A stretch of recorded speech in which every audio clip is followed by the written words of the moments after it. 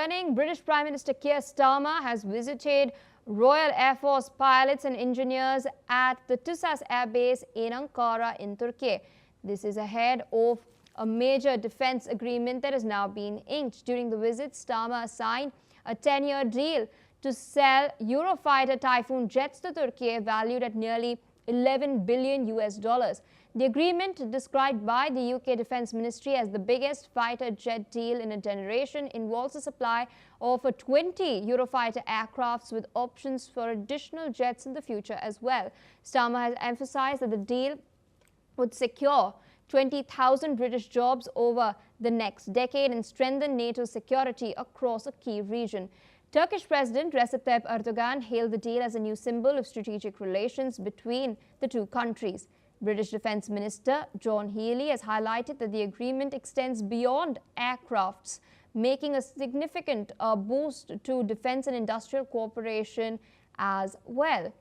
With us on the broadcast is Major General Dr. Rajan Kochar, Senior Strategic and Defence Expert, joining us from New Delhi. There is a lot to unpack over here, so I'll go through it point by point. 20 Eurofighter Typhoon jets for 10.7 billion US dollars is what the deal stipulates. I first want to understand from you, what does Turkey have to gain from this? Does this have anything to do with their aging F-16 fleet that they now have to replace? Good morning, and thank you for inviting me for this discussion. The first point of your question is absolutely a correct analysis, because there is a wide disparity between the type of fighters Turkey has. Because right now Turkey is having an F-16 around 240 aircrafts, and then they are totally. They have a total inventory of slightly lesser than 500 aircrafts. So most of the aircrafts are very old. It's like something like our own Air Force, Indian Air Force, which is facing a similar kind of a problem. So Turkey is looking for some stopgap arrangement, because they have a Khan fighter. Yes. Which they are developing on their own, and the prototype of that Khan fighter is already ready.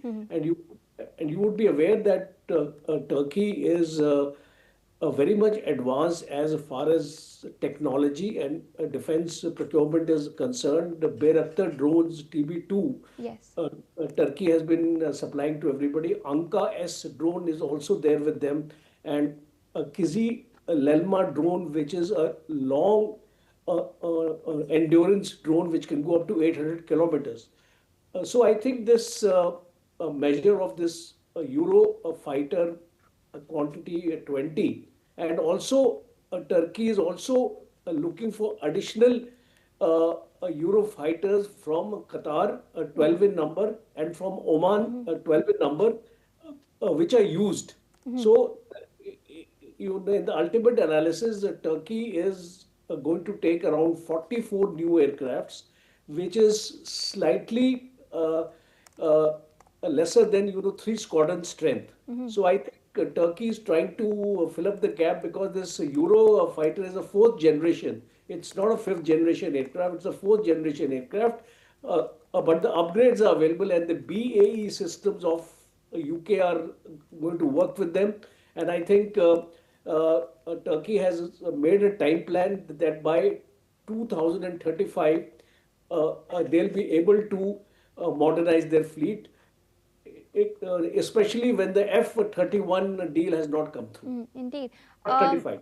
Indeed. I want to ask a quick follow-up before I come back to Turkey. I also want to understand from you, we do know that Turkey is a part of NATO as well. So the Western powers, or the E3 powers in particular, are concerned about the eastern flank of NATO. Do you then think that this deal provides for a larger security cover to the eastern flank in light of what we're seeing, the recent escalation taking place between Russia and Ukraine? Do you think this has also come about because of that?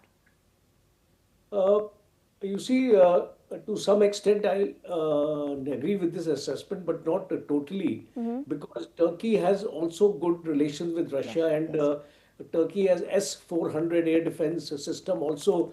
It actually uses which Turkey has got from Russia. So Turkey is playing a balancing line, and also maintains quite okay relations with Israel. Also in the Middle East, also Turkey is very effective.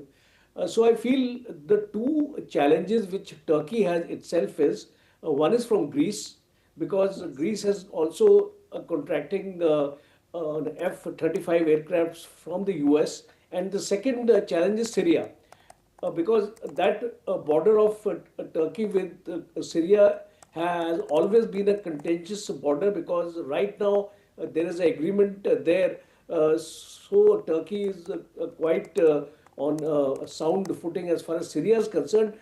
But the futuristic scenario cannot be predicted. And the last point is, I tend to agree with you that in case Turkey strengthens its air power, it is definitely going to be an advantage for the Eastern Europeans, because at some later time frame, if NATO gets involved with the Russian battle, then I think we may have to look into this aspect also.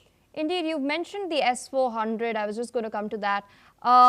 What sort of challenges do you think then Turkey will face in configuring their Euro jets to the S-400s? Because we have seen, the S-400 not just emerge as a sticking point in negotiations between Turkey and Western powers, including the United States of America, but one critical concern is also the technical aspect and ensuring an integrated offensive and defensive system.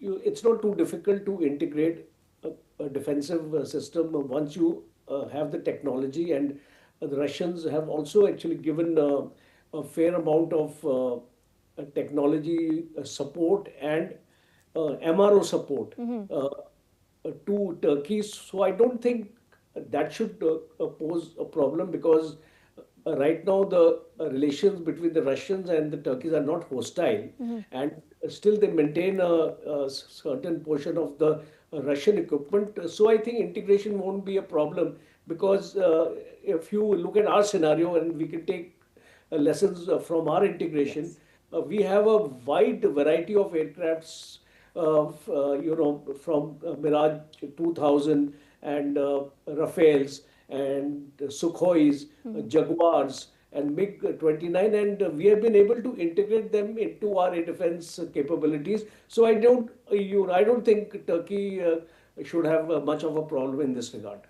Indeed, and you also mentioned something about the F-35 deal collapsing.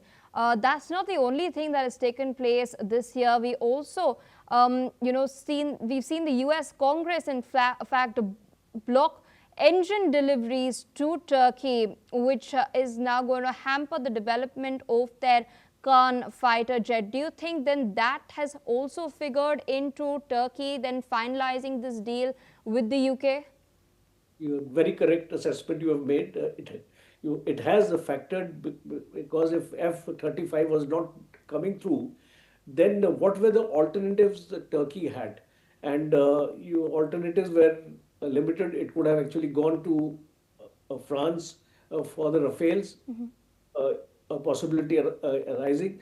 And of course, Russians I don't think Turkey would go to Russians as of now. So the best option, I think, for Turkey was the Eurofighter. And why this is the best option is, firstly, the cost factor is also lesser of this $10.7 billion for 20 aircrafts. Secondly, the kind of support they'll get from the British in terms of the spare support, in terms of training, in terms of their MRO facilities to be developed inside the Turkey by the BA systems. So I think overall it was a more of a comfort factor, and especially since both the countries are part of NATO, it would not raise much of objections from the US also in case Turkey was going in for this Eurofighters from the British. All right, so with that, I would like to thank you for taking out time sharing your perspective and insights with us.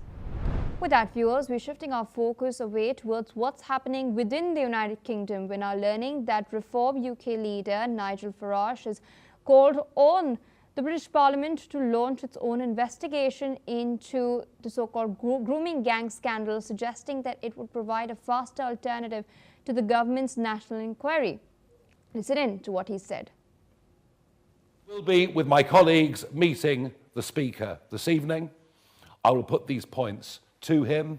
I know that he himself is very keen to re-establish Parliament at the centre of our national debate in this country. And I will tomorrow write to Dame Karen Bradley, the chair of the Home Affairs Committee, suggesting a subcommittee is set up. And yes, let's broaden it to a commission, and let's get those from the House of Lords who understand this subject involved as well. The advantages of this, well, the first one is it can be done incredibly quickly. The second of this is it'll take place in what we still know as the mother of parliaments and perhaps re-establish some trust in the institution. And it will happen in the full glare of media. And it won't take years to conclude. It will take many weeks. It might take a couple of months, but so be it. And it will have the power to put in the Palace of Westminster those who are suspected of colluding in the cover-up of one of the most shameful stories in the history of. Meanwhile, British Prime Minister Keir Starmer has assured lawmakers that the inquiry will uncover the full truth. Earlier, a 2014 inquiry found that at least 1,400 children were subjected to sexual exploitation in Rotterdam in northern England between 1997 and 2013, with the majority of perpetrators identified as being of Pakistani heritage. The report has also noted that some local officials were hesitant to record ethnic origins for fear of upsetting community relations or being labelled racist. Well, viewers, that's a wrap on Gulf Today on NewsX World. We'll continue to track these developments very, very closely, but for now, we dip into a quick short break.